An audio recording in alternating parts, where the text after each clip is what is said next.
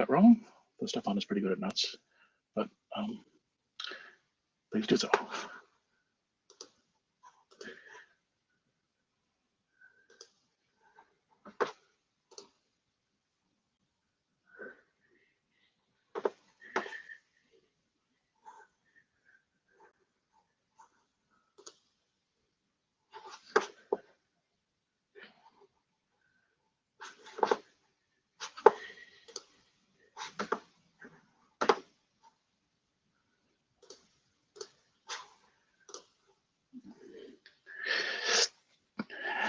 And we are on the hour, so I think we can probably at least get started on the administrivia.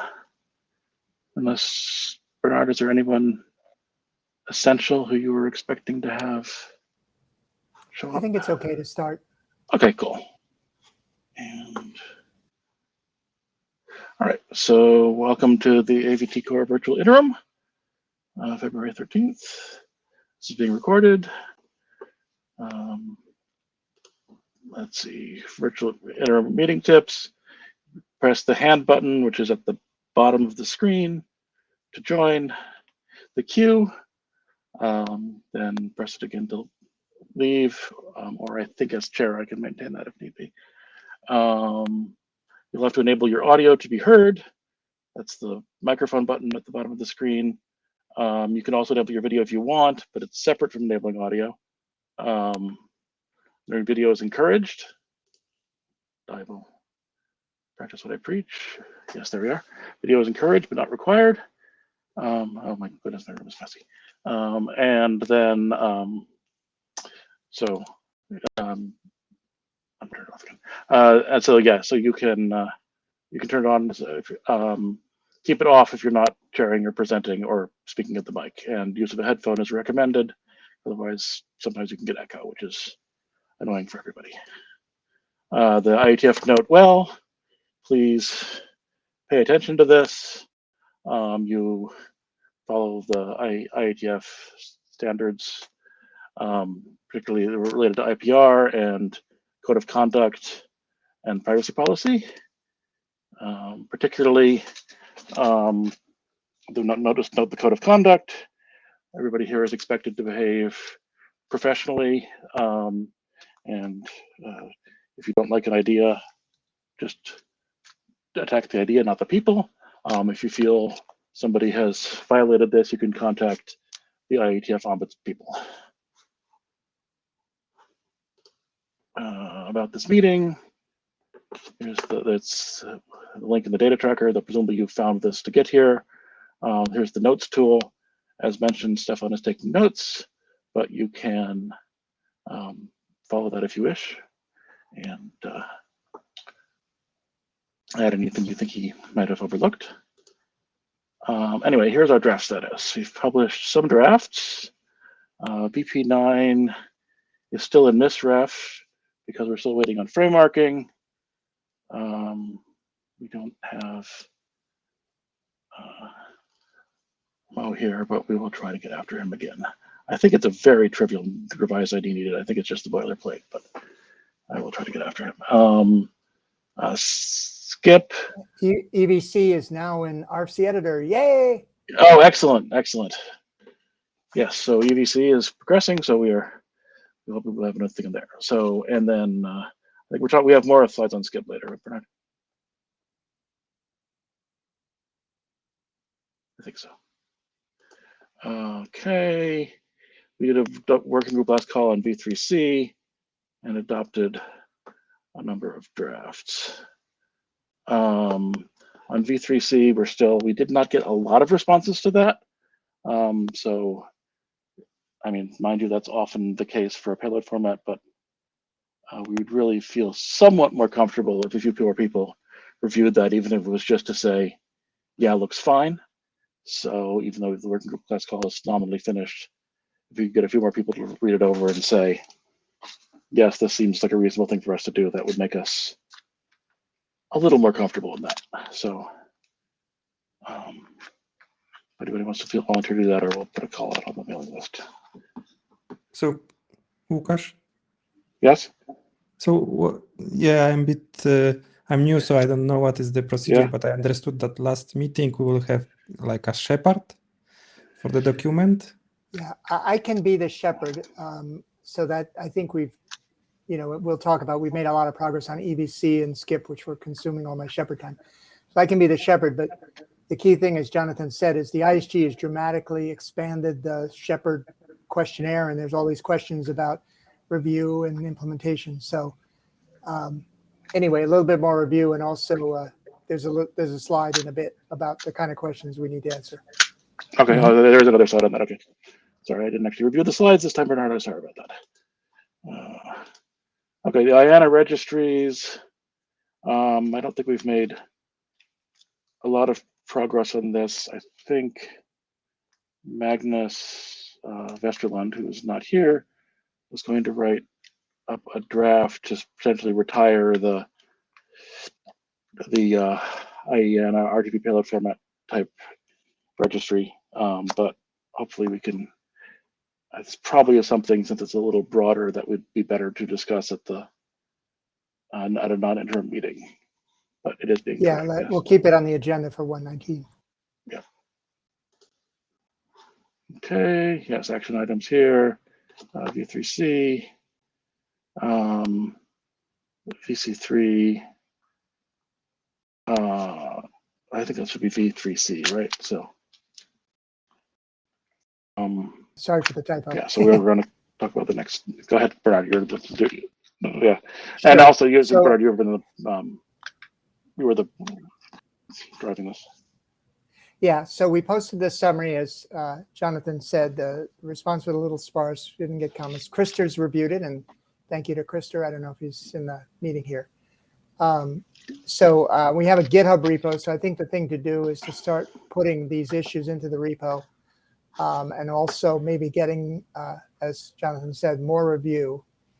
One of the things the ISG has is even longer questionnaire now for publication, which requires a whole bunch of steps, including implementation, documentation, interop testing, all kinds of stuff. So that was one question: is has this document actually been implemented and interop tested? Lucas, go ahead. Yes, so we have our own implementation, which is public.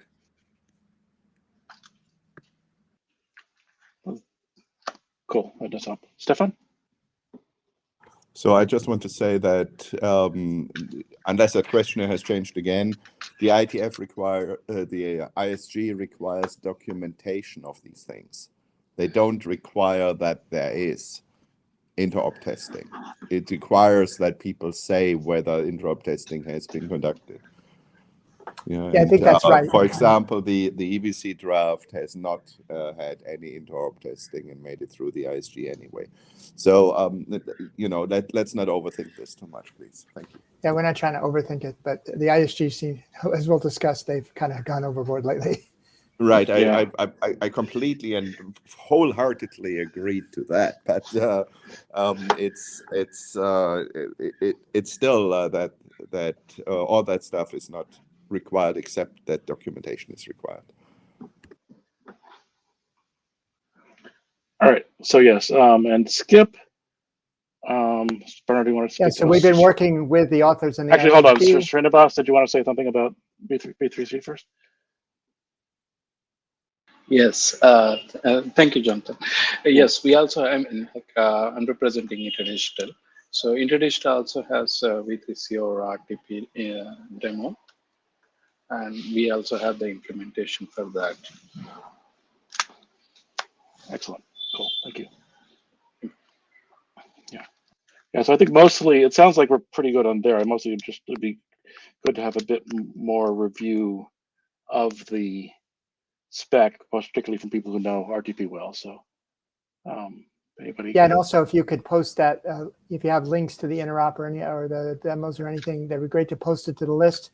Because what I'll then do is I'll take those links and shove it into the public, and it just helps build the case. Cool. No, so Skip, do you want to speak to that, Bernard? Yeah. So we're actually making progress here. We're going to talk about it more in a bit, but I'd like to commend the authors. We actually had one of the ISG members really, and the document is reading very well, I should say. I've reread it, and one of the reviewers, Zahid, actually was very complimentary, and I think it's deserved. So we'll have more on the progress, but we had a meeting with the ISG on Thursday, February 8th. It is my opinion, and hopefully I'm not wrong, that the technical issues are resolved now. And the skip document availability issue appears resolved. And we were mostly talking about editorial things. We'll have a discussion further, and I'm hoping my rosy colored glasses are not crushed here, but I'm feeling optimistic. Excellent. Okay, so here's our agenda. As mentioned, first we'll talk about skip, J2K, HEVC, RTP for quick, S-frame, green metadata, message timing configuration, haptics, and finally wrap up. Anybody have anything to say or comment on the agenda? Srinivas? Yeah, thank you, Bernard. Actually, regarding the 118 minute takings, so I would like to ask one thing regarding the viewport and region of interest dependent delivery on that time. So we, there was a consensus that we will be taking that from the draft stage to the working group stage. But I haven't seen any follow-up activity on that. So I'm sorry, I don't know the exact procedure. So I'd like to check on that. Yeah, I think we discussed at 118 having a working group adoption call. We just have had all our time sucked away by ISG interactions on some of the drafts. So please, actually, Stefan, you can note that in the minutes, and we will probably should post a list of action items, make sure we haven't dropped anything on the floor. Sure, thank you. Thanks a lot. All right, so any other comments on the agenda, or should we get started? All right, skip. And Dan, just tell me when you want me to advance the slides. Yep. Thanks, Jonathan. Yeah, as Bernard mentioned, we had a discussion with the ISG folks last week. It seemed pretty productive to try to finalize some of the issues that we've had, some of the blocking discusses, things like that, some of the wording nuances that we have. So we published, if you go to the starting slide, Jonathan. Yeah, we published version 8 on February 1st, updated the abstract and introduction to more strongly emphasize the purpose of this document, which again is more for the network, not so much for skip endpoints. We reorganized the payload format section, added a figure, again, a very generic figure showing the RTP payload as basically a blob, but be more in line with some of the other payload documents that showed that, even though it's basically very nondescript, but it is what it is. So we put that in there. Added some comments regarding the congestion control, the AVPF and SAVPF, things like that being optional for skip. Again, we added a section called the augmented transport protocols for, I know we've had many discussions and comments regarding multiplexing and bundling forward error correction, things like that, that basically put in the document that those things are optional with skip, and that as long as you don't modify the payload, then it should be all right. But again, we had a number of comments from reviewers regarding that information, so we basically explicitly called those things out and basically stated that those are optional features that can be used with skip. So and finally added this in the security consideration sections, the use of SRTP again is optional. Again, skip provides its own payload encryption, but does not do header encryption or RTCP encryption, things like that. So again, those things are optional. We labeled those as optional. So next slide. Again, as mentioned, version 9 is in progress. It's part of the outcome of what we've been discussing with the ESG reviewers, trying to address the issues of our security claims of what SCIP does and provides its confidentiality and integrity, trying to soften those words to the extent of just saying that SCIP provides payload encryption. And again, the biggest thing was actually, this is important, Dan. I wouldn't remove any of your claims relating to SCIP because they're important for the argument of why you shouldn't mess with the stuff. But just do the minimum that I think Eric has suggested some text, and I think you're there. So just do what he said, and I think I'm praying that we're done. Right. Well, basically, we were changing the words confidentiality. Yeah, that's where I think that could create problems. Do as little as possible because its draft's looking really great. It makes sense. Okay. Don't overdo it. Just do what the doctor said and no more. Right. Okay. And the final thing was that basically their disclaimer that the ESG folks wanted in there. And I mean, the last text that we've gotten from one of the reviewers was, quote unquote, the IETF has not conducted a security review of SCIP and therefore has not verified the claims contained in this document. So I don't know if that's their final approved text that they want. That's what one of the reviewers said. If everybody's happy with that, we can put it in there and run with it. So yeah, I think my interpretation was that Eric said that, but you can reread his email and just do what he said. And I think I'm praying with all my fingers crossed that we're almost done. Yeah, well, yeah, that was in his email that he sent this morning, or part of that claim. So if that's the official IESG position and text that they approve, and like I said, we're good to go with that. In terms of the votes, just to be clear, you need 3 or more yes and objections, and you have that now, with the exception of discuss, because the yes and no objections, that's 8 together. I believe that's true, right, Jonathan? So as soon as that discuss clears, I believe we're in a position to pass. Jonathan, can you confirm? Sorry, I was muted. Yeah, I believe that's correct. Yeah, so basically as soon as Eric's discuss turns into a no objection, I think you're good. Okay. Well, I was just looking at the data tracker and it says has a discuss needs 3 or more yes or no objection positions to pass. So as soon as Eric clears. That doesn't mean 3 more, it means 3 total. Okay. And you have 1 yes and 7 objections, so you have 8 already. As soon as Eric clears, you're good to go. Okay. Well, that's good news. Yeah. I know it's a little confusing. It looks like it seems to imply you need 3 more, but no, it's 3 total and you've got 8. So okay. All right, that's good. Right. So I wanted to thank you guys, by the way, for your patience in this process. And we're all, as they like to say, you're in our hopes and prayers. Yeah. Right. And we appreciate your putting the meeting together because I think that was helpful. We probably should have done that a while ago, I guess, but nonetheless, it was very helpful to get some one-on-one discussion. Just be aware that even if you pass and get into the RFC editor will have their own comments. And, as Stefan well knows, that can take a while. But just keep the faith. Yeah, but that's generally just editorial. They don't do technical review, but they will have language changes and things like that. But that's usually pretty cooperative. So Right. Thank you. Thank you. All right. So JPEG 2000. This is Spence. I was in queue. Sorry. I didn't see the queue. And that's okay. That's well hidden on the new format. If just because not well hidden, but it's not where it was. So you have to look in another place. So I was just going to remind everybody that the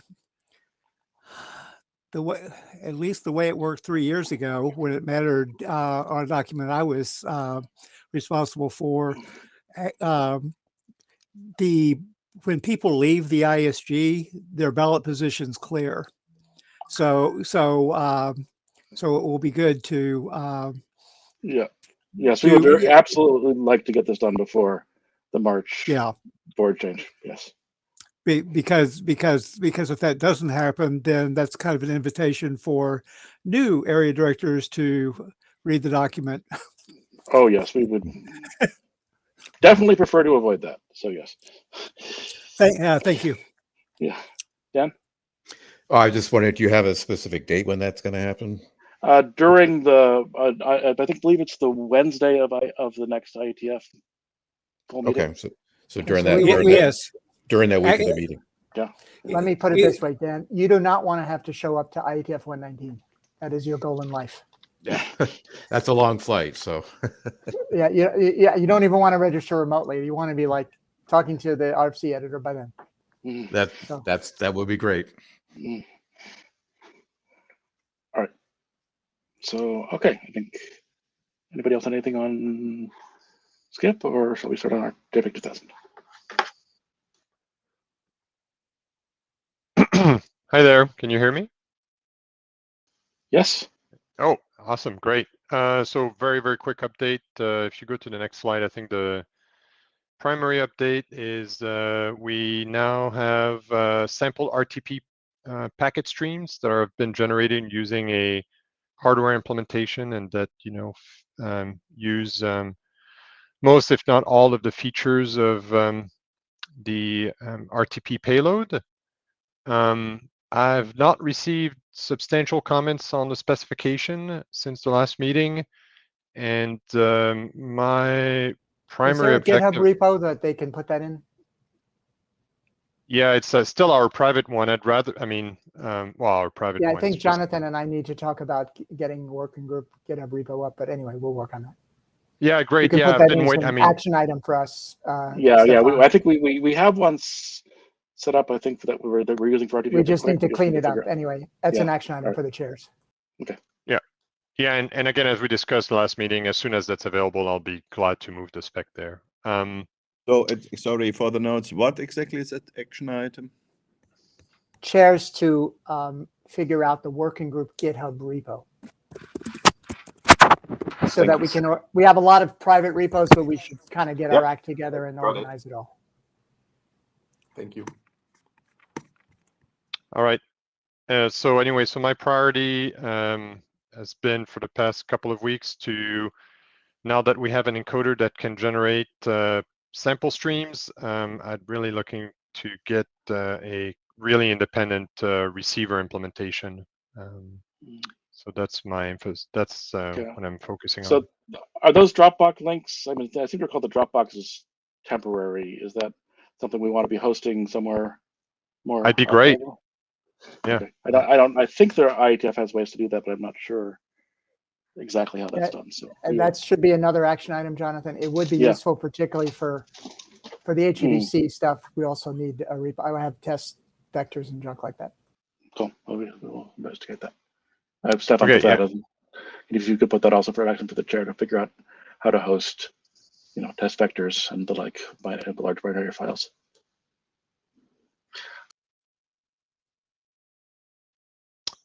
Anyway, so that completes my report. Thank you. All right, thank you.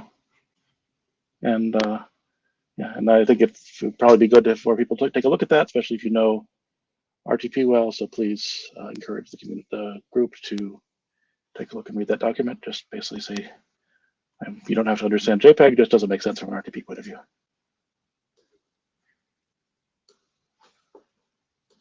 Okay, HEVC, Bernard or Philip, who's doing this? Okay, we'll both do it. So next slide. Okay, so we're going to try to cover a couple of things today. I'll be talking about web codecs, and Phip will be talking a little bit about the HEVC support in WebRTC. And then we're going to talk about some open issues that have come up. Next slide. So where are we with the basic HEVC support in browsers in the encoder and decoder? So in Chrome, as of 1.19, we support HEVC hardware-only decode. It's available on a lot of different machines of different types, and both all platforms, although more Windows and Mac. Mac is good, as I'll talk about. The encode is behind a flag. And at least as of now, the decision has been not to enable that by default. I don't know that that's going to be true forever, but that's where we are right now. So we have the hardware-only decode on Chrome, but not encode. And then on Edge, as of version 122, we have both HEVC and AV1 decode support. So that was restored there was some issues. It was fixed in 122. So similar on, so situation on Chrome and Edge is similar in that we have the hardware only decode but not encode. And Fippo will be talking more about some of the problems that that creates in WebRTC. But next slide. Okay, Safari, here's the situation. So if you just have a stock Safari 17.4, they are making progress on web codecs, video encoder, and decoder. So the basic API support is coming in. But at the moment, it's only BP8, BP9, and H.264, but it is across devices, so that's good. In the tech preview, like R188 Plus, that's where you see the addition of the support for the H.265 and AV1 encode decode in hardware. AV1 supports temporal scalability. Currently, H.265 does not. There's also work going on in discovery. That is what we call a web codecs is config supported API. There's some bugs there. So work going on there. One thing I would note, if you want to test this, you have to disable what is known as lockdown mode. For a reason I don't quite comprehend, if you put it in this high security mode, it disables web codecs in Safari. So you'll go, hey, it isn't there, but actually it is. You have to turn off the mode. Next. So here's what you see if you've got a MacBook Air M2 running Sonoma with a Safari Test Preview 188. And I have a little test page you can go to, and if you're not running lockdown mode, you'll actually see this. So basically, this is the HEVC encoder. It doesn't support HEVC, but it will put out a single layer of HEVC. And then if you look at AV1 SVC, you'll see you have temporal scalability modes L1 T2 and L1 T3. At the moment, this hardware encode decode capability is not visible in other browsers like Chrome. Like if you look at Chrome GPU, you will not see the HEVC and AV1 encoder. We're looking into how to enable that. Next. Okay, so the encoding work is in there. I'll let Fippo, do you want to talk about where we are in WebRTC? Yes, if you can hear me. So we have test pages for our media capabilities and get capabilities. And in Chrome, we have libWebRTC support still work in progress. Packetization is merged. Depacketization is in review and should be landing before the end of the quarter. That includes mainly SDP and the RTP payload format. In WebKit, we're now linked to tracking bug. It was recently enabled by default, I believe. It is not yet available in Tech Preview 188, but should be testable in 199. But it still needs to be synced with the upstream libWebRTC implementation. So that is not there yet. And I think Yuan can comment more on the discovery. That looks like it is going to require media capabilities, correct? Yes, there's a, oh, okay. Hi, Yuan. You want to talk about it? Yeah. What's the issue about media capabilities there? I think there was a question of whether it was synced. What was that? What it was showing was actually what was in WebKit. I think somebody complained that like it showed that HEVC was on, but they had some decode issues. I guess that's not surprising, right? That it's just some CLs get merged or something. We need HEVC to cook a little bit before enabling it, and there's probably a few bugs that we need to fix. Okay. Yeah. Thank you. Next slide. Okay. Do you want to take that one, Bernard? Oh, okay. Yeah. So actually, before we get to this, I do want to say overall, I think UN Safari looks actually pretty good because all of the nice hardware encode decode acceleration is there. So one of the things we'll talk about in a minute is Safari is kind of advanced. It's going to be able to send and receive WebRTC with HEVC. Chrome, maybe not so much. And Fippo will talk more about some of the WebRTC problems that this creates, because you essentially will have one browser that will send and receive and another that's receive only. It actually gets a little weird. Okay, so issue 20 is more clarifications on SPS, PPS, and VPS. So we've talked about this before. We had problems in H.264 where the encoders didn't update the SPS, PPS ID even if the parameters changed. So there was some confusion. We actually had to create another weird SDP parameter. which is kind of an atrocious thing.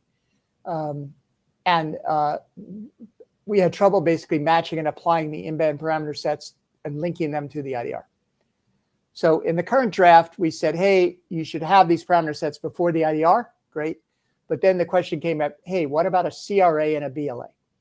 So CRA and BLA are not truly independent frames. That is, they can reference previous things. And so the question was, do you have to have the parameter sets before those as well, in addition to the IDR? And we debated it. And I think the answer is that it's not strictly necessary. But then we were thinking, hey, there might be some corner cases here.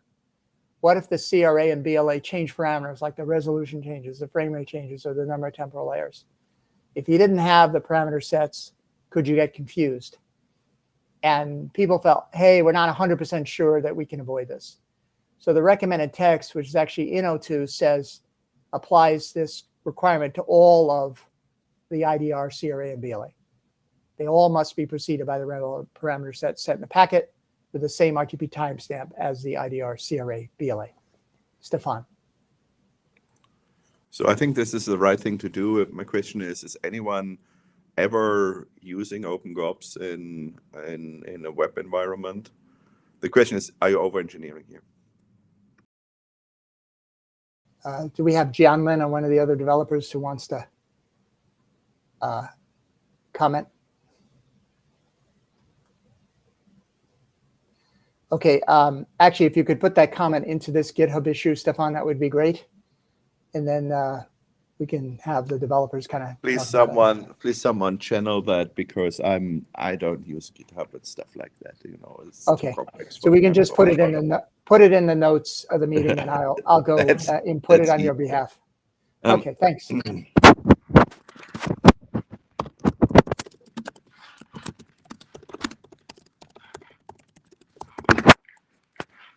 I think we can go to the next slide. Yeah, I mean, possibly you can even say you don't use CRA or BLA for WebRTC at all, but maybe that's. Yeah, that was my question. Like, really, would this come up? But yeah, I mean, maybe you should just say. Could. Okay, all right. That would probably. But anyway, it's a good question. I don't quite understand where it would show up. Or yeah. And I'm just wondering if they'd cause other problems with switching and the like. But it might. Anyway, that's a good thing to note also. Yeah. All right. So this one, I think, Fippo, can I turn this over to you? Because I know you've been investigating the whole mess. Yes. So we ran into a lot of issues with codecs that are either send only or receive only. And that's a pretty common problem in particular because, for example, for HEVC, we have a lot of profiles that can only be encoded but not decoded, and the other way around. For H.264, things like profile level asymmetry takes care of that. So it's less of a problem. But we have been pondering what we will run into when we get the situation that Chrome can only decode HEVC but not encode it and gets an offer from Safari and vice versa. And obviously, the desired result for a send receive mline is for Safari to send HEVC and receive H.264 in that case. And one of the issues we ran into was with the set codec preferences API, which was requiring codecs to be both in send and receive codecs to be used with that API. We relaxed that already, but that causes backward compatibility issues for any web application. Next slide. So the scenario we're looking at is an offer from Safari with a send receive mline, preferring H.264, so putting it first, followed by H.264. And we believe the answer from Chrome should be symmetric to that, so answering H.265 followed by H.264. And that should cause H.265 to be sent from Safari to Chrome, but H.264 in the other direction. Does that sound like what everybody else would expect?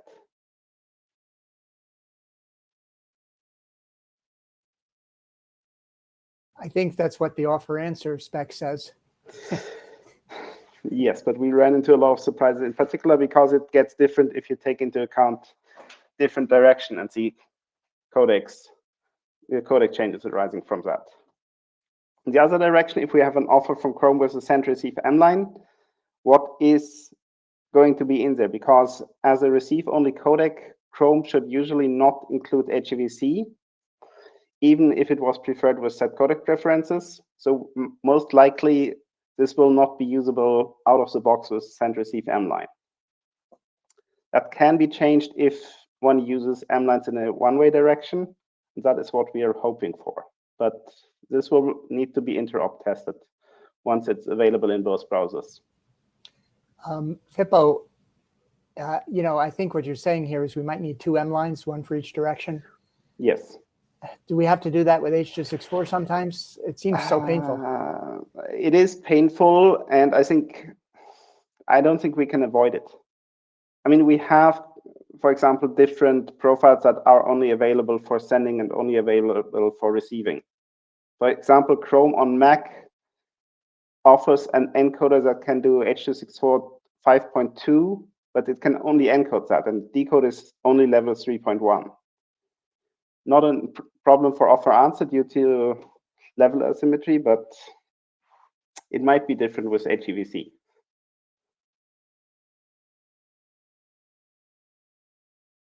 So Yuen, I don't know, do you have any thoughts on this? It seems like a nightmare, but.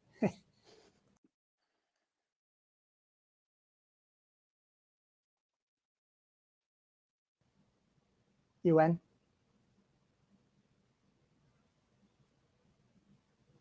Or I guess Stefan? So I have a comment on this, and it's more a generic comment. I would suggest not to try protocol design based on short-term snapshots of this week's implementations, but rather do protocol design how it's right and hope that the implementations catch up. I know that's not necessarily W3C style, but I think that would still be the right thing to do. So in other words, don't try to design around corner cases that where things don't work, even if the result is for the time being suboptimal. Just document shortcomings and document them noisily, and then hope that the implementation groups catch up in what makes sense. Thank you. Yeah, I agree with that. I hope that we will figure this out more. We got into this whole mess because set codec preferences was implemented differently or specified differently in the W3C specs than it was specified in JSEP. So. I see Spencer. Yeah, thank you. I agree with Stefan. I did have the question, is this situation something that is violating the current way that offer answer works, or something like that? Or is this something that we might need to talk about additional language in the specification for?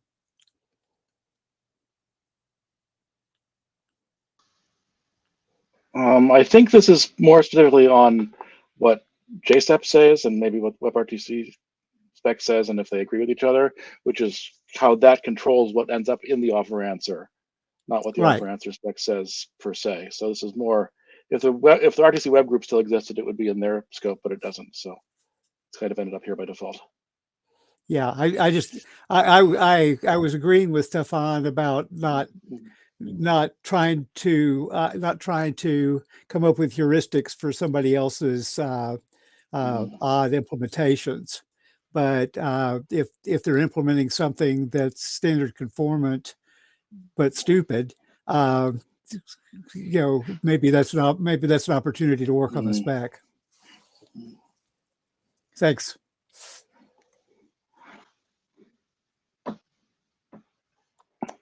I believe Harald is planning to file an errata on JSEP regarding that. So we will work on the spec.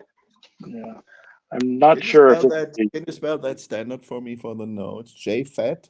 Which one is that? JSEP, JavaScript. I forget what it stands for, but it's the core web RTC web spec. I'm an idiot. Yes, thank you.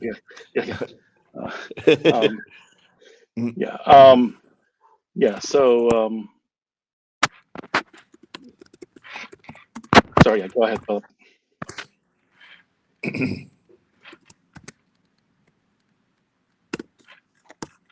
Next slide, please. I think that should be it. Oh yes, that is quoting the JSEP text that we need to clarify or define the relationship to WebRTC correctly.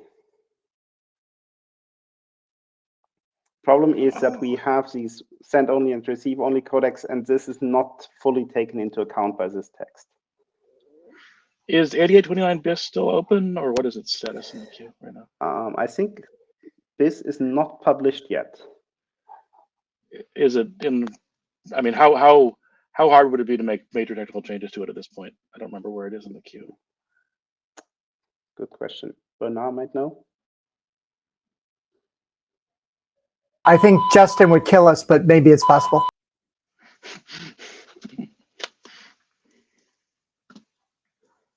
Yeah, because I mean, it's certainly the things you've described sound like more than an erratum to me. That sounds like technical changes. So, but having a BIS open gives us more scope to do that. But like I said, I don't know. But pulling it back from the RFC editor's queue, but maybe Justin would say, "So okay, then fine, but somebody else has to be the author, your co-author."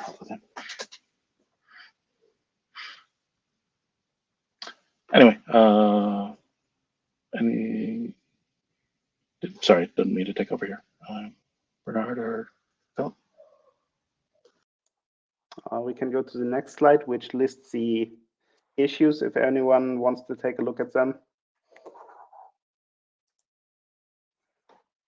Other than that, the question is what the next steps are. Bernard? I think we may have to discuss with RTC Web and the JSEP issue.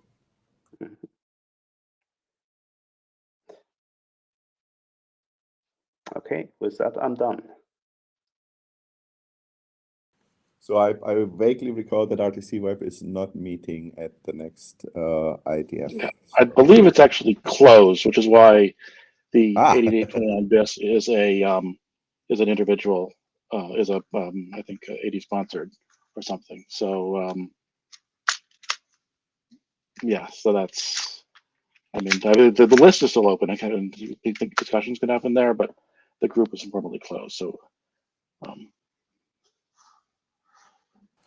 may I ask those people who understand this stuff to take a really good look at my notes, because I don't understand this stuff. I can take a look.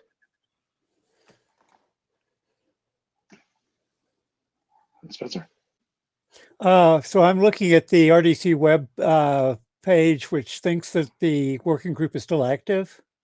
Oh, okay. Maybe I was wrong, but I just know that I believe I remember them quiescing for a while, but I think they are still active in the data tracker anyway. Okay, I just noticed that 8829 BIS was listed as individual draft, so yeah, I was mystified by that too, but yeah. but it may be that choosing between spending time on a specification and spending time renaming the specification, Justin did the right thing. So the last two messages on the RTC Web mailing list, one was that Ted Hardy said on January 3rd that they are not meeting. And the second one was from Francesca, the area director, say that RTC Web is moving to the WIT area. So that sounds to me they are still around. Yeah. Okay. All right. Thank you. Yeah. So it sounds like anything with issues that are with JSEP per se, rather than the it would definitely be in their scope. So possibly this should be taken there, but we can discuss with their chairs and maybe the area directors where this discussion should happen. Also, of course, W3C. All right. So yeah, figure out where that discussion needs to go, and we'll need to figure out how to solve it. for whatever definition of we for the second. So, but I think, is that it, Philip? You said? That's it. Yes. Okay, cool. Yes. All right, then who's presenting RTP over quick? So you, Spencer? Or Mathis? Okay. Yeah, hi, I am. All right, next slide, please. Yeah, so let's start with a quick overview of the currently open issues and then go into details into some of them. We currently have 12 open issues in the repositories, and as of yesterday, we have 5 pull requests for them, which we plan to merge soon. Most of them, I think, are already reviewed. We plan to close 3 more of them because we don't plan to do anything about them in this specification, because they are enhancements that could be solved in a follow-up specification, or because there are things that don't just apply to RTP over quick, but also other things, and that could also be solved somewhere else. And then there's one issue which is kind of already half solved, and we plan to solve the other half in another issue to avoid a mess. And yeah, so let's go into the details of all of the issues. Next slide, please. Quick and ice, I think we have talked about this in the past already. RTP over quick doesn't really care how the connection is established, except for redefining an ALPN. So that is important, but all the rest of our specification doesn't really care about how the connectivity is established. And we talked about this in the last meeting, and we think that it will be solved once there's a not traversal solution for quick. And so we're planning to close this as won't fix here. Peter? So basically you're saying this will be solved elsewhere, either with ice or without ice? Yes, exactly. Okay. And what if there's a conflict between the ALPN used there and here? That is a good question. I mean, I think you're asking like if we have quick over ice that defines another ALPN that does not match RTP MUX quick, right? Correct. Because then maybe the question would be, I think. Right. Yeah, sorry. I'm just guessing that whatever that mechanism is might also be opinionated about the ALPN. Yeah, so I think when we have a protocol that says this is, for example, quick over ice that defines a different ALPN, then that protocol probably has to describe what will be the protocol running on top of that. And that could be RTP over quick if it defines that this ALPN is then another ALPN to say the same thing. But I think it needs to say something about what application layer protocol will run over this quick connection. Does that make sense? Well, I yes, but I'm guess could you also just say that whatever mechanism is used to decide that this is rock does not need to be an ALPN? Does that make sense? Like what you're saying is if we use normal quick without peer-to-peer stuff, use this ALPN, but if you have some other mechanism for using quick that might be peer-to-peer, then it's possible that thing will use the ALPN for a different purpose, and then the way to negotiate rock through that might be other than the ALPN. Basically, if you punt the peer-to-peer part, or you depend on some other mechanism, then just say that mechanism can also do its own way of detecting that rock is being used. Yeah, I think that kind of makes sense. I haven't really thought about this from that angle, I think, but I guess we have ALPN specified in our document because Quick basically says you need to define an ALPN when you define an application layer protocol. If someone else writes a draft later that says this is RTP over Quick over ice or something like that, and that defines a different ALPN, I guess that protocol could just say this is basically using the same encapsulation and everything that's an RTP over Quick except for that ALPN, and instead uses an ALPN that is Quick over ice.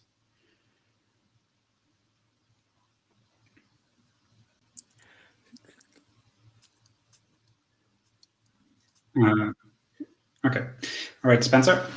Yeah. So I actually, Metis reminded me within the last 2 or 3 days that the reason we need the ALPN is for multiplexing.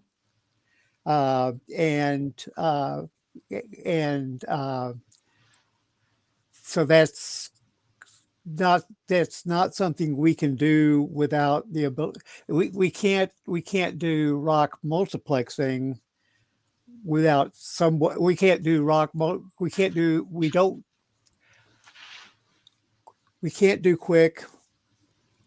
We can't do ROC without some way to multiplex and demultiplex, which doesn't have to be an ALPN, but that was the way we were setting up to do it. And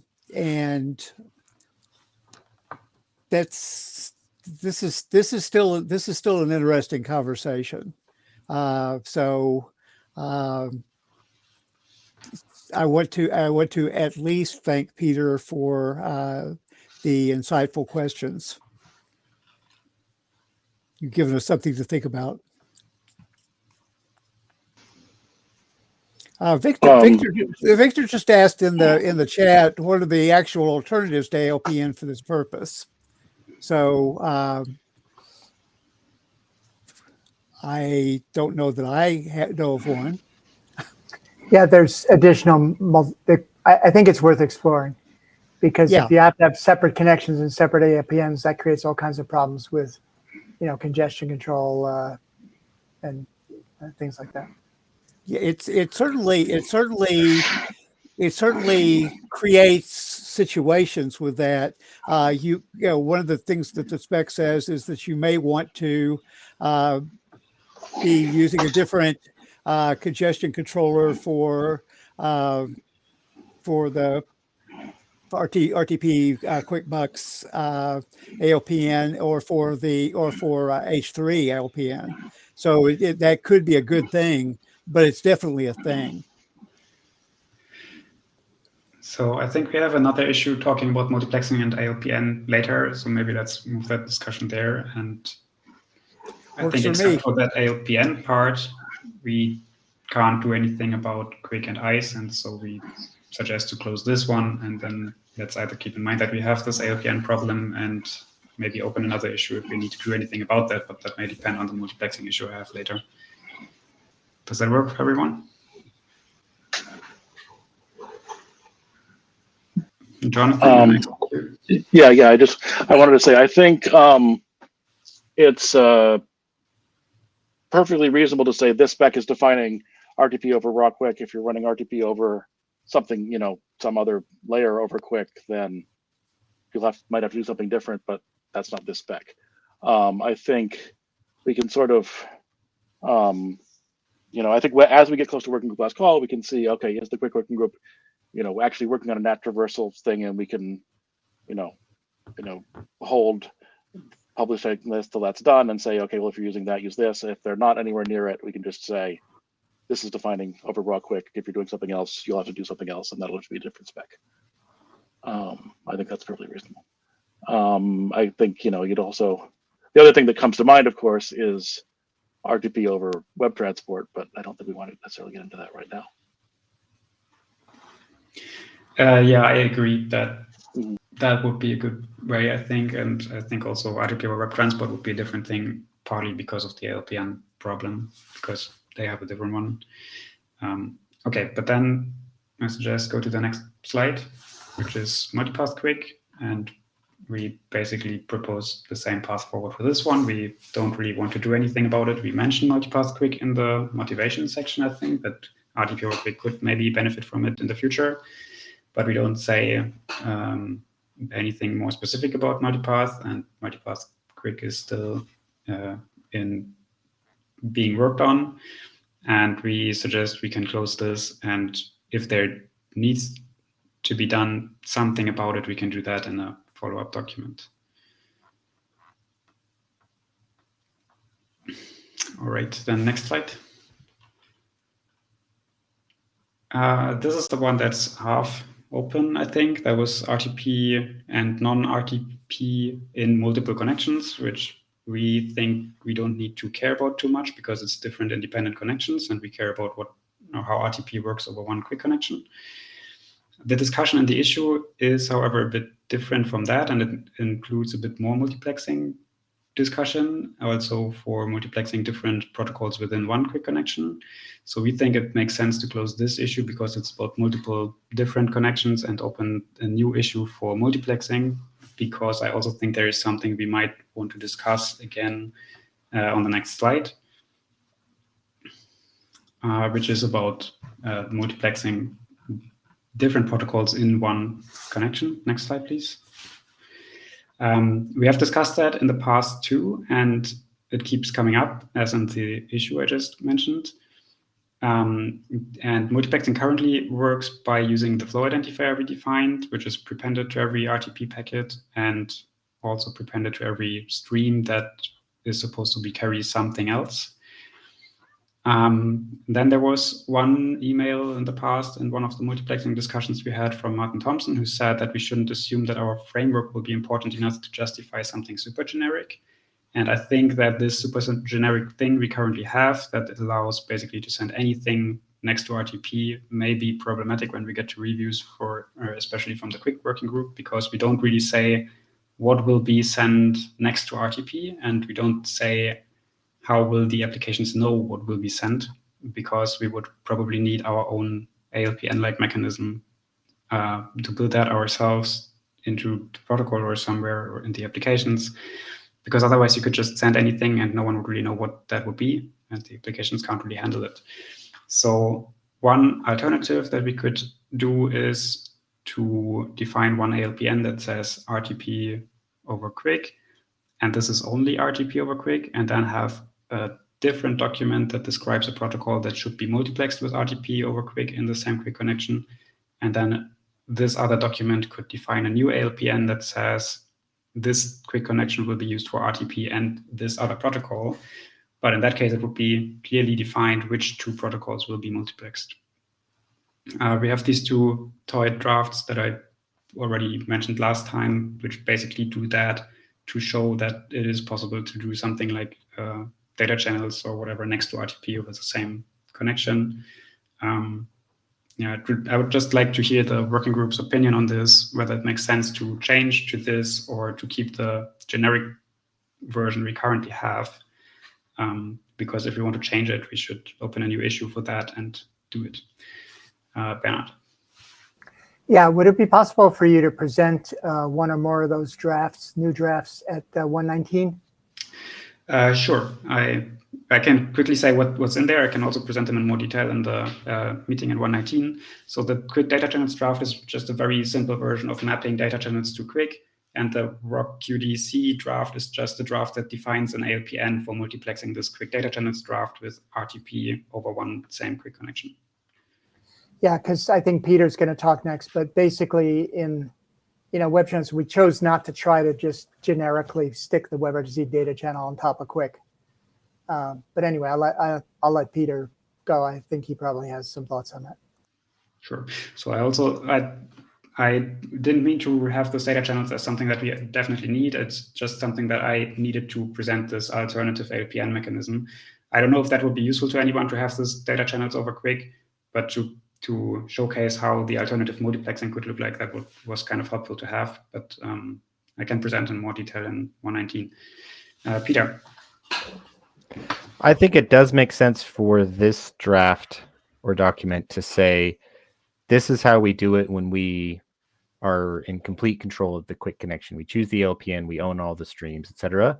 And then say, there may be future ways that we get to right on top of a quick connection that's set up somehow, but we don't know how, like maybe peer-to-peer, with its own LPN, and we might be multiplexed, but the way that gets figured out later will be figured out later. I think that's okay to do it that way.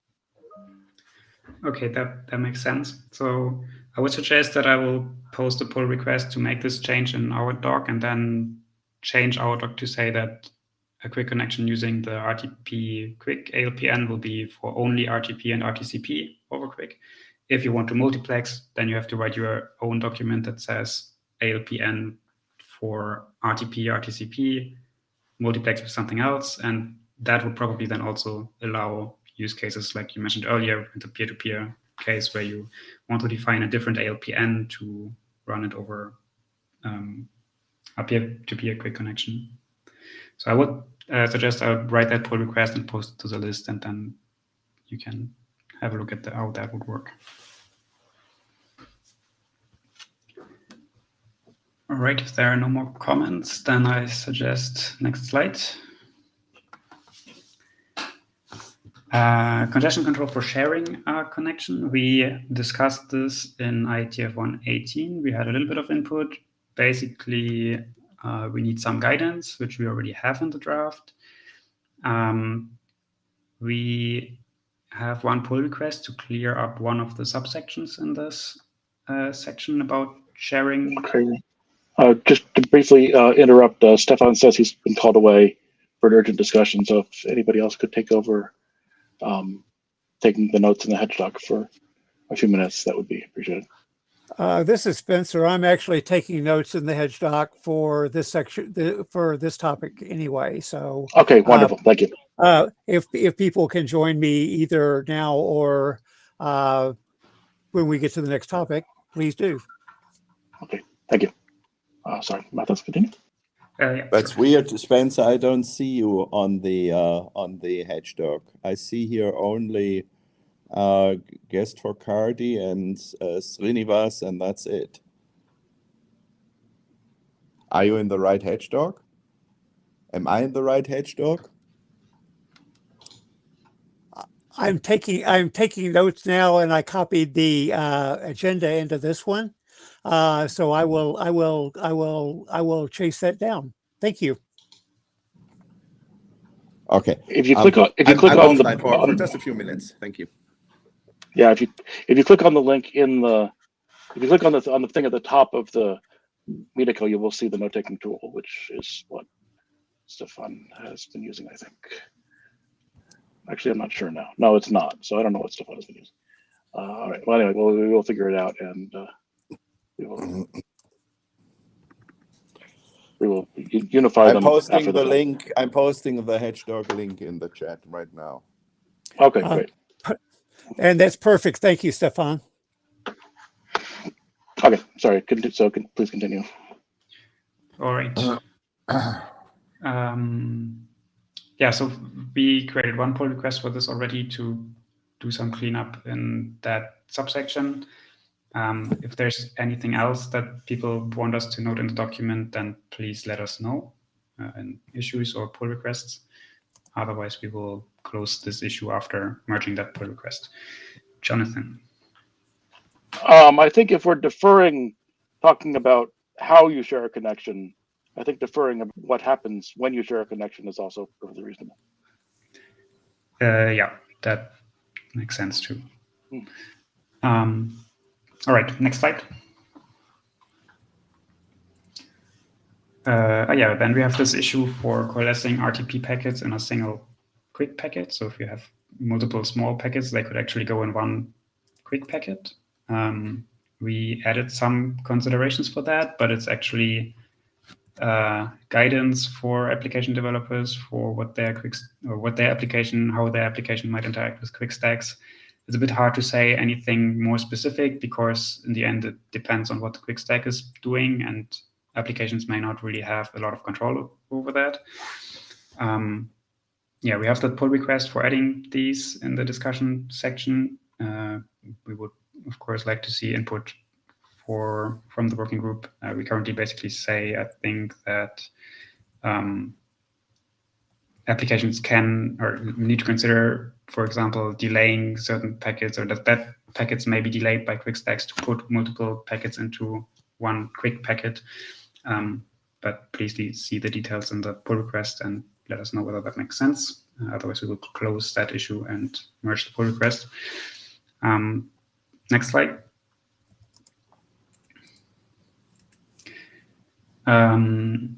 congestion control applicability for real-time congestion control applicability was discussed at IETF-118-2. Our understanding there was that we need to provide some considerations without being too specific on what exactly or what congestion controllers exactly should be used. We already have some of that in the draft. We don't think that we currently need to do more about it. If people think that we should, then please let us know what exactly we should do. Otherwise, we are planning to close this one as won't fix. Next slide, please. Sorry, I should have closed this door. I'm really sorry. We have a lot of shoulds in the document, and I think also a few other normative statements that are not really necessary. So Spencer and I reviewed the document last week and went over a lot of these, and now we have a pull request that removes a lot of those. We think that the draft is stable enough to make this change now. That's why we deferred this until now, but we did it now and the pull request is open. I think there's not much to discuss about this anymore. Next slide. So in IETF 118, we also discussed datagram use, and the discussion was basically whether we should allow sending streams and datagrams at the same time. And our understanding was that it may, or that there were two contradicting opinions. It may be, one of them was that it may not make sense to send both at the same time or switch between them all the time. Like you don't want to send a stream and then send a few packets as datagrams and then switch back. But that it may have some use cases, for example, sending iframes and streams and pframes in datagrams or packets in datagrams or something like that. So the draft currently allows these cases. It doesn't really say much about what you should or should not do. It gives some guidance on what are the advantages and the disadvantages of datagrams and streams, but it doesn't say you have to choose one and then stick to it. We currently don't think that we need to restrict this. If there are reasons why we should do, then please let us know. Otherwise, we will keep the guidance as it is now and then don't do anything about this anymore, because we don't see any reason to restrict it. All right, next slide.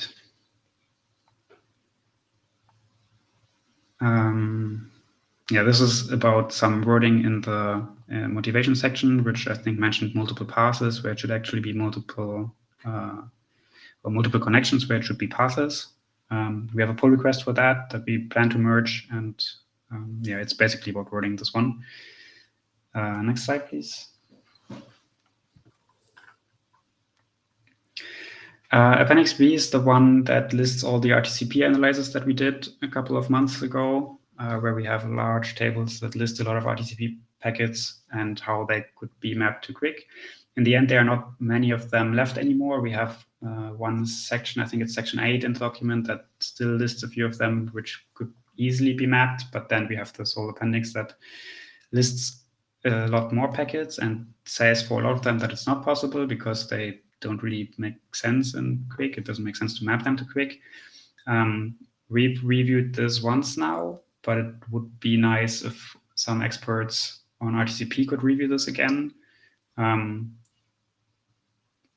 We have the pull request, which already clears a few question marks we had in there, but I think it would be good if someone who knows the details of some of these packets would look at that again. I think it's a good time to do that now because we don't expect large changes to that anymore otherwise. Next slide, please. Another reviewing task, we have datagram as a word in the document quite often, and a lot of times it's used as quick datagrams, and sometimes it's used as UDP datagrams, and we should make sure that it is used consistently. We plan to review this now because we think that we don't have large changes anymore that would make us review this twice. So there will probably be a pull request for this in the near future. And again, of course, please have a look at that so we don't miss anything as well. Next slide. This is also just wording. We have a pull request for this where we mixed up term congestion control, where we meant, I think we used rate adaptation, where we were talking about congestion control algorithms, specific algorithms. So we changed that. But there's a pull request for that, which we plan to merge and close the issue. Next slide. And then we have one new issue, which is about some references which are missing in the IANA sections and the Appendix B that I mentioned earlier, where we plan to just add some references to the sections. But yeah, this is also more documentation. And I think that's the last one. Next slide. Yeah, so then we think it may be time to revisit SDP for RTP over Quick again. Spencer created this draft some time ago. Then we decided to spend time on RTP over Quick itself first before we define the signaling for it. And now it may be a good time to come back to SDP draft to align it with the RTP over Quick specification. Spencer is interested in collaborators for this. Do you want to say anything else about this, or? Only that Victor has graciously offered to assist as well. I got his email this morning before the meeting, so I appreciate that, Victor. Okay, cool. Thank you. I guess the other question there would be whether we're allowed to take that into scope or whether it'd have to be MMusic. I think it would probably be easier to have them in the same document, but we should probably, have them in the same group, the two things going together. But we need to check charter stuff and with the ADs. I think what when we talked about this a long time ago, because I got as far as requesting working group adoption. And what we said a long time ago was do them in the same group and make sure that we ask MMusic to review it. Okay, that seems reasonable to me. So I think I was agreeing with you, but I'm reminding you that I'm agreeing with what you used to say too. Yeah, no, that sounds like a smart comment of mine. I must have been smart back then. It was a good day, yeah. Yeah. All right, next slide. Next steps. So this is the first time in a long time that the next step slide doesn't list a lot of issues which we're going to work on next, because we just went through all the open issues. We would like to hear the working group's opinion on whether they agree with the direction we are heading and whether it makes sense to publish it after the changes we just presented we are going to make. And if there are any blockers that are there for this document. Bernard? Yeah, I'll just say, just give my opinion, it's obviously early, but it's useful. I think it would be useful to have a published document out there. We probably should have a conversation about the level, because, I don't know that proposed standard is the appropriate thing, because there's so many questions. It might be like experimental, but we can talk about that. So of course, these days when you do something that's usually when you do something that's experimental, they usually want to ask what is the experiment. Sorry, Spencer. I think we're and well, actually, that was a very helpful thing for you to say. The thing I was going to say was that the people that I know that are curious about using this, especially in other SDOs, are looking for a stable specification, not necessarily for a standards track specification. If people know someone who needs it to be standards track, that would be a good thing for us to know. Otherwise, I'd be fine with a stable experimental draft or RFC. Yeah, I think we should probably chair should discuss it, because as Jonathan said, the ISG is asking for more info. I think they want to define, what the open issues were and what people would work on during the experiment. Exactly what, but let's continue talking about that. But the good thing is with experimental, you don't have to feel like you've answered every question. Like we've talked about a bunch of stuff we're not going to cover. That's all cool. Here's what we didn't do. We can do it later. It's just more flexible. Yeah, that's like I said, that works for me. Yeah, I agree. I think that works for me too. Maybe we should open an issue on kind of, you could call it next steps, like things that we're not going to cover, but things that are interesting. And Jonathan and I will try to figure out what the ISG wants and, to define the terms of the experiment. But I think probably it's like about questions that need to be answered that you don't know the answer to, and something like that. Yeah, we should probably talk to our AD. See what now that we're in a new area, we should talk to our new AD. Or not exactly new AD, but still. Good job. Yeah, but I think insofar as we're inheriting the legacy of transport, I think transport is pretty comfortable with things like, here's a new congestion control algorithm. We don't know if it works, but we're publishing it so people can see. And I think this is kind of the same thing. Yeah, and traditionally in transport area, that has been published as experimental. Or as informational, but not standard track. Yes. Yeah.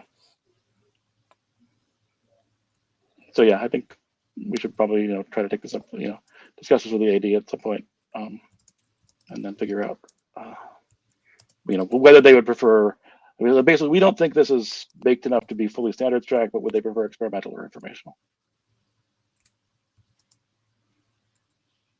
The nice thing about experimental is it can later be promoted to proposed. That's true, without having to actually do anything. Yes, without having to do. So that's kind of nicer. Yeah. Okay. Right.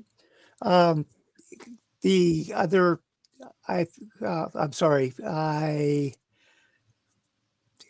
had a clever thought that just went away. Please continue. All right, I think I'm done with this for today.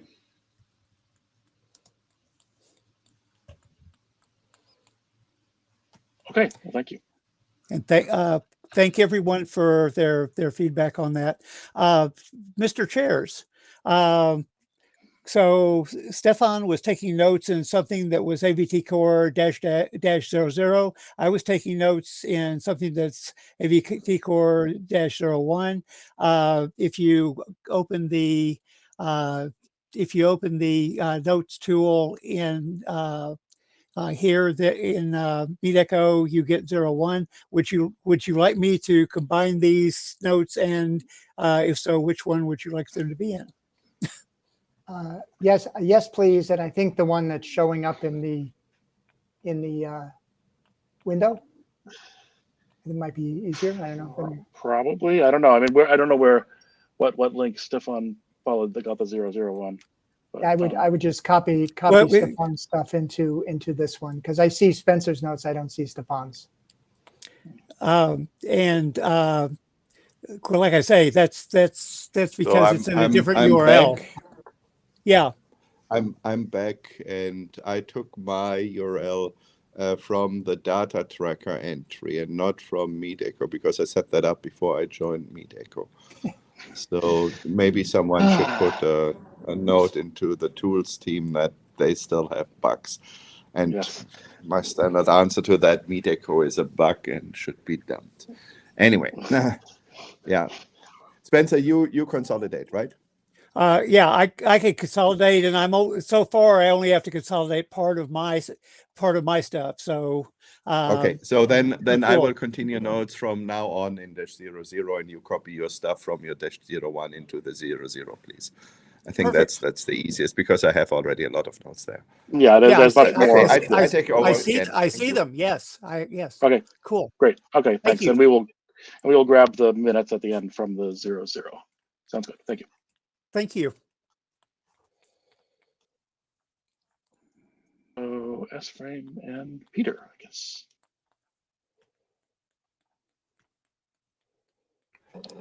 All right. Next slide. So last time, Harold brought up a new problem, or at least we thought it was a new problem, that the inner payload type, as opposed to the outer payload type, which says S-frame, the inner payload type being, I don't know, VP8, is encrypted so an SFU can't read it or rewrite it. Next slide. So I thought, okay, the solution is to put that inner payload type into each outer packet, the one that's produced from this document or from an implementation of this document, so that this, if you can read it and rewrite it. And I realized that's what's already in the document. So this first field on the left, media payload type, that's what that is. And the only thing end-to-end encrypted in this document is that part that I grayed out called fragment. Everything else is encrypted hop by hop, so the SFU would be able to read, decrypt, read, rewrite, re-encrypt the other portions, the media payload type, etc. It could also repacketize, which is one of the reasons for this document. So I think that last time when we talked about this, we just forgot about this, but maybe there was something I was missing. So my question for everybody is, does this solve that problem, or am I still missing something? It seems like it to me. If that's hop by hop, then that's what the whole point of hop by hop things is. The SFU can read and rewrite them. So.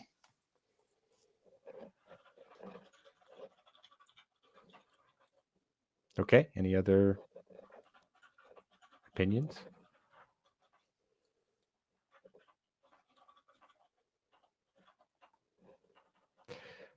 Well, unless somebody notices a problem with this, then basically the thing that Harold brought up last time is solved or was already solved. So we can move on to the next slide, which returns to the old problem that never really got answered, and I think is the only remaining issue, which is when we convert basically from the unencrypted packets to the encrypted packets, we have to copy over header extensions. And the question is, do we copy over all of them? And if we copy over all of them, then the SFU can read and rewrite all of them, which is great. But the downside is that maybe there's too much duplication. So then the question is it worth trying to avoid this duplication? And if so, how do we decide which things don't get duplicated? So the easiest thing would be to say, just duplicate them all, and then we're done. But we just would have some amount of duplication. I mean, the other thing sorry, Stefan, you were limited before. So my immediate gut reaction to that is, if this is a question of bandwidth, right, I wouldn't worry. I rather have the flexibility to put some stuff out into the into a header extension, which I may not even know what that is in the future, but which I need access to for whatever reason. Yeah. So layer ID, some weird, if you have an what is called stereoscopic thing, and you want to put only one of the images out, or multi-view, all that stuff, right? We don't even know what needs to be exposed to make meaningful decisions in the SFU for newer payload types. So I would rather say whatever's in there needs to be copied out, so that people who actually write those possible header extensions can rely on that someone else can see it. I hope that's not creating too much worries from the security folks, but then again, no one will deploy a super secure SFU that doesn't do its job, right? So thank you. Okay, thank you. Yeah.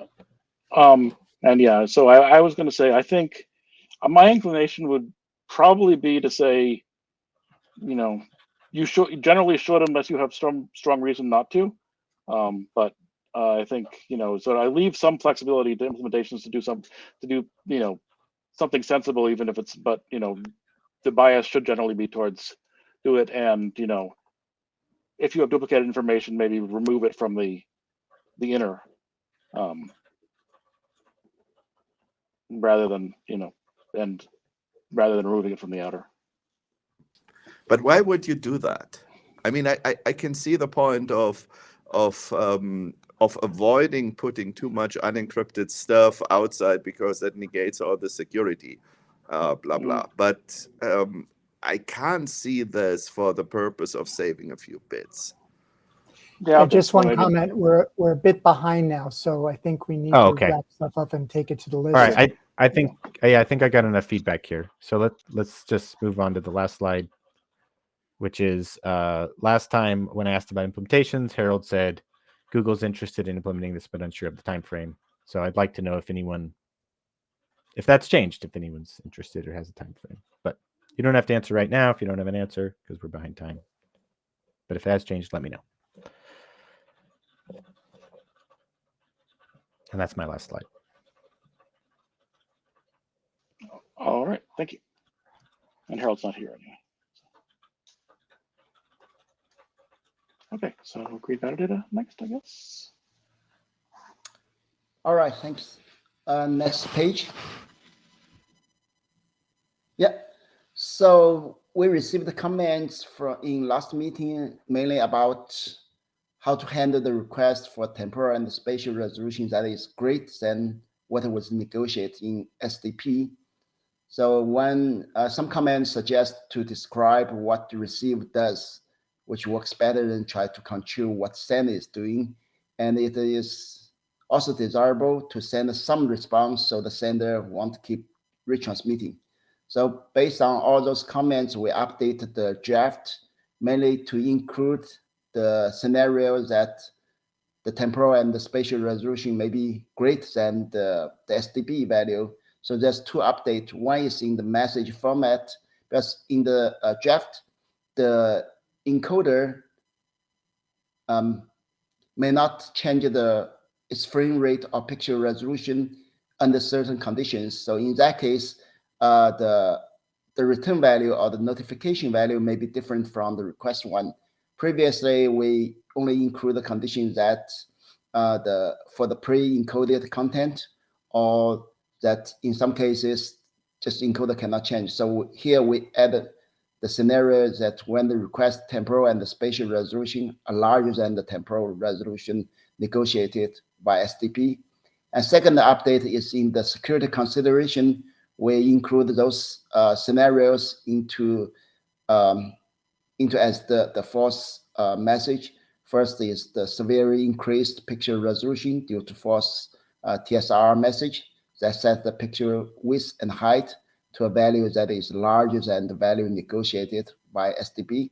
Second is about the frame rate, same things. So those are two updates, and hopefully it can address the comments raised in last meeting.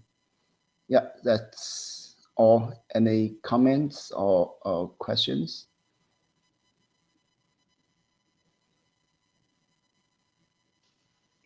Just sounds good to me. Mm-hmm. Yeah, we uploaded the second draft in last October. So far, we didn't receive any major comments. So may I ask what's the next step? I think if all known open issues are resolved, the next step would be to go to a working group last call. So we will need to figure out what the, I guess the chairs will need to figure out what our queue should be for various things that are ready to go. But I guess just put in the minutes that we think it's ready for last call and chairs to issue one when we think. Yeah, I think also this relates to our GitHub action item to figure out how we. This one doesn't have a GitHub, or does it? I don't think so. Okay. Anyway, we can figure that out. Yeah. All right. I mean, we don't. All right.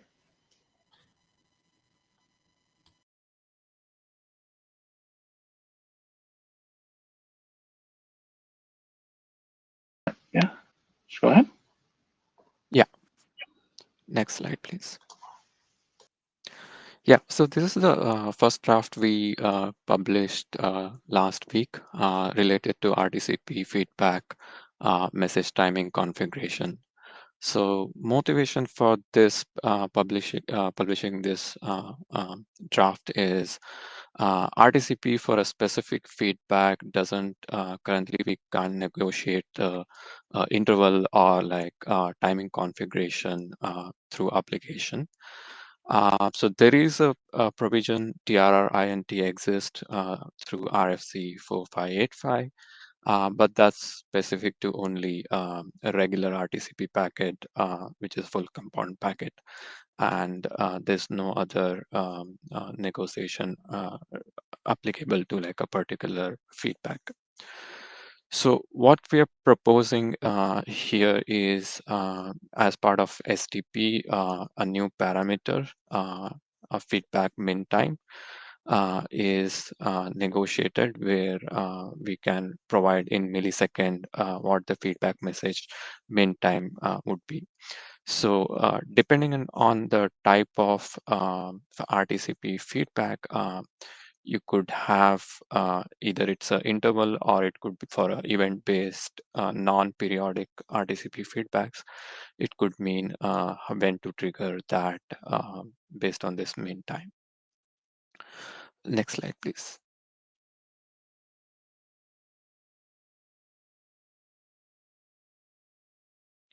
So a few of the examples to give the context of how it is applicable. For example, transport CC feedback, which is used for congestion control. So now receiver can configure the periodicity through SDP, for example, 50 millisecond.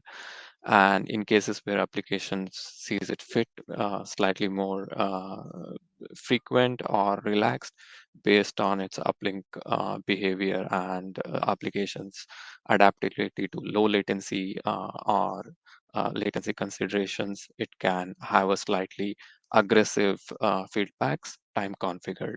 So that's the one targeted use case. Other one is picture loss indication RTCP feedback, where you configure 50 millisecond again as the timing configuration, which application, as in the stack could use to generate PLIs when the decoder is starving for 50 milliseconds. So this would give more, again, low latency scenarios where it is not acceptable to like wait for longer time. They can fine tune it to their desirability. For NAC request RTCP messages, you could have a timing configuration, which would mean that when would you want to generate NAC based on packet loss. Not every packet loss need to be triggered a NAC request because you would have out of order packets and some jitter in the network. The application can fine tune this, the RTCP feedback NAC request for, let's say, 1 millisecond. So the stack waits for at least 1 millisecond before it generates the NAC request for that packet loss. Next slide, please. So along with the time configuration, one more optional parameter, sync counter, is proposed. Basically, sync counter is trying to synchronize the feedback with the RTP timestamp change, which is typically the frame boundaries. There is a value add in generating some of the RTCP feedbacks when there is a change in RTP timestamp, meaning you have a boundary of frames, so that the feedback has most data in it, and rather than a partial data from overlap between different frames. So this is an optional field proposed along with min time. And so this sync counter is more like a it's good to have, but time constraint is more is the more which is going to take precedent whenever sync counter does not take is not present, or even if it doesn't validate. Yeah, so this is a proposal, first draft. So hopefully we'll get some feedback on our proposal. Any comments? Yeah, Jonathan. Yeah, so I'll take advantage of my ability to run the slides. I'm a little confused here because it seems like some of these, it's saying send, like it said, the first one seems to say send at least every 50 milliseconds, but the last one says send at most every 1 millisecond. So it seems like there's two different semantics going on here, or am I confused? So basically, for periodicity feedbacks, that's a min time interval, and for other things, other feedbacks, which is event based, that's more like min wait time to like generate the feedback. So if I decided feedback minimum time 50 milliseconds, but I decided no, I feel like doing it every once a second, that would be in conformance with this spec? I mean, if the application doesn't specify, the stack can still go ahead with 1 second. I would say spec, if the application requests 50 millisecond, I think it should adhere to 50 millisecond. But what does adhere mean if it's minimum? Because minimum is, that's what I'm confused about, because it seems like which way you're bounding it seems to go in different directions for the different examples. So do we have here, sorry for jumping in, but do we have here a presentation problem or draft problem? Do you know? I don't know. I actually haven't read this. I would like to read this draft. This is too new for me to really comment on it. I would like to read this draft first before dealing with this. Yeah, I agree. I'm sorry for not reading your draft. I should have. Yeah, the other question I would have is how does this interact with RTCP bandwidth constraints? But I will see if I'll try to read that in the draft as well. I'm sorry.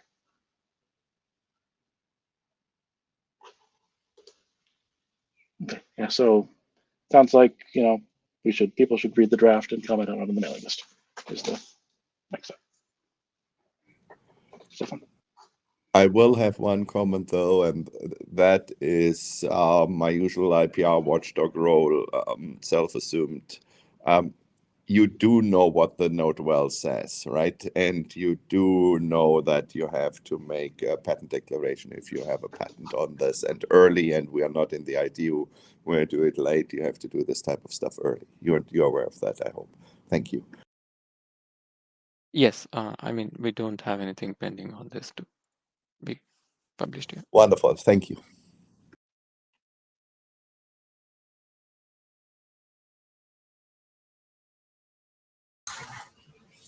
Hello?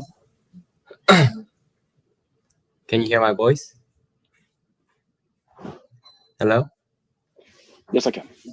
Okay, thank you. Hello, everyone. I'm Hyun-Shin Yang, and today I will present about RT-Payload for haptics. So next slide, please.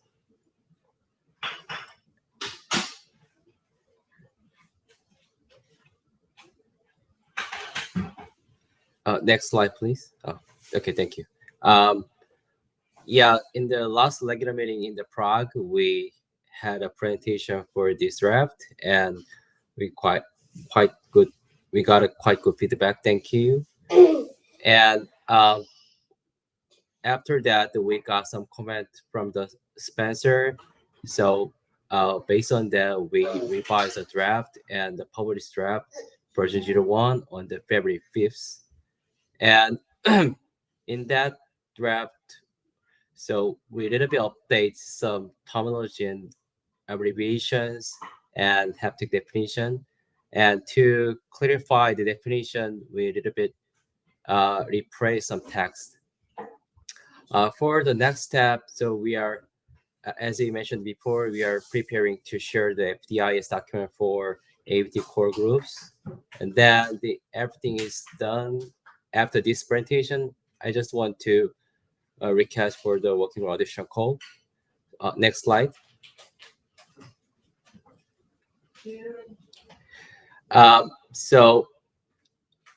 based on the Spencer's comments, we added the full name for the abbreviation. And in the previous version of this draft, we included 2 words with the same meaning, but this caused confusion, so we replaced them with one single word. So we unified all the sync word under the term independent, and non-sync, we unified all non-sync term under the term independent. Next slide, please. And we also added some term in the definition section 3, and all the term reference the ISO haptic document. Next slide, please.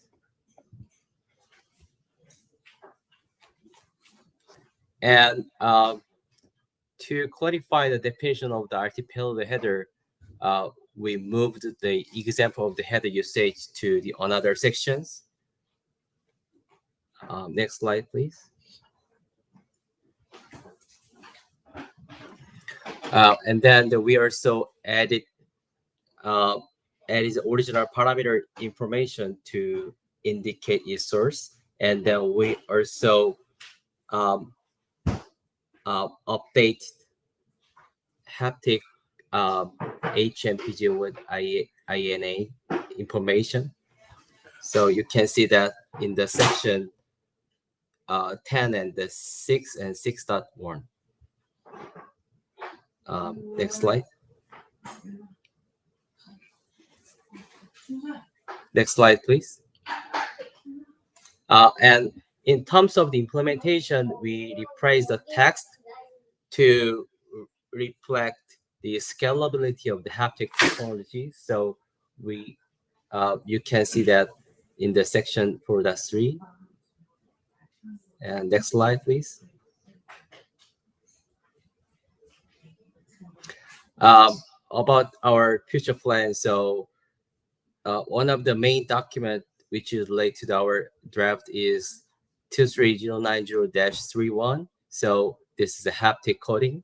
So we'll be ready for sharing with the AVT core in a couple of weeks. So maybe you can check that you can check this document before March, I think. Next slide, please. So and then we plan to update the draft shortly with a text on aggregation and security considerations, but I think it's not a big part of it. And our suggestion and the feedbacks are welcome. And then we are looking for the people interested in reviewing and implementing or participating in the draft. So please review this draft, and then everything is good. I'd like to want to request for the working group adoption call. Thank you.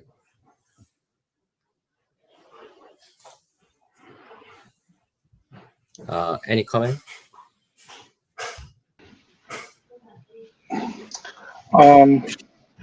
Yeah, I think it sounds like this is probably in shape for adoption. So Bernard and I will, I guess, note takers, please put a note to us to discuss when we're going to do that adoption call. Okay, thank you. Thank you. Okay, I think then that is everything, unless anybody has any other business they would like to discuss.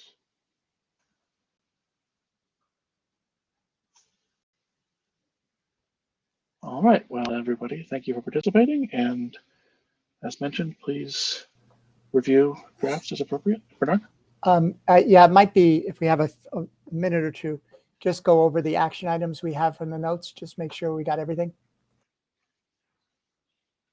Oh, that's a good idea, yes. All right. Let's see. Okay, let me try. You want me to run this or you run this? Jonathan, you want me to run this? If you can just say what they are, and then yeah, I'll try. Yeah, if you can just say what they are. Okay. Yeah. I'll have to, this hedgehog doesn't allow me to use color coding, so I have to find this by going through the notes. So one is regarding the HEVC profile. The next steps there is to discuss with RTC Web and specifically the JSAP BIS draft, right? That coordination. Before that, for the J2K, we have an action item for the chairs, figure out the working group GitHub repo, also need a place for test vectors and the like. And the next one, there were a number of action items regarding RTP over quick that the authors take care of, like closing issues and starting a new issue and the like, right? I don't have those detailed out. S-frame, nothing. RTCP green metadata, the chairs should consider timing for the working group last call. Then RTCP feedback message timing confirmation, nothing. And haptics, again. Sorry, for feedback message timing, we were requesting that people try to review the draft and comment on the list, but that's. Oh yeah, okay. Well, that goes for everything, but I will do that. Yeah. Want to review the draft. Okay, done. And again, for haptics, you guys want to discuss the timing for the adoption call and make the adoption call. And I think that's it. All right. That sounds good. Okay, thank you, everyone. I think we're Srinivas, done for the day. Hold on, we have somebody. People in the queue. Did you? Hi. Go ahead. First, actually, I'm sorry to forget it, but I just want to clear that we had IPR declaration 2 months ago, so you can see the detail in the draft. Thank you.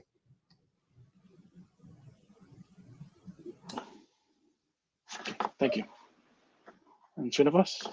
Yeah, just wanted to add, because from the previous meeting we had that we had the agreement on the viewport and region of interest dependent delivery of the V3C media. So working group adoption call for that as well. I'd like to request to put that in the action item so that we don't forget that.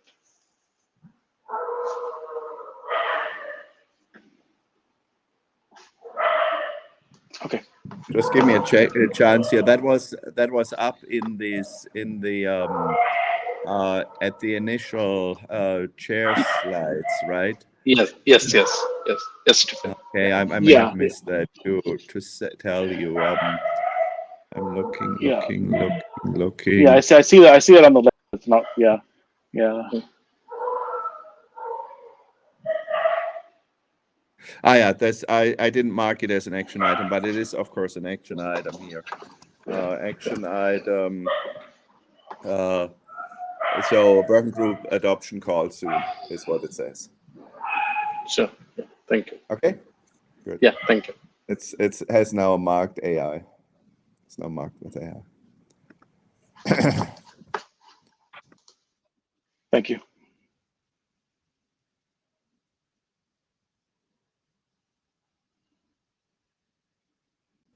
Is there anyone else in the queue?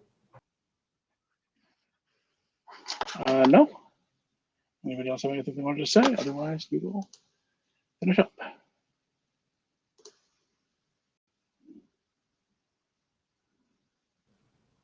Yes, thank you, everyone. And we will see you at IETF 119 virtually or physically. Yeah, thank you, everybody, for the feedback. It's super helpful. Thank you. Bye-bye. Thank you, guys. Thank you. Bye, everybody.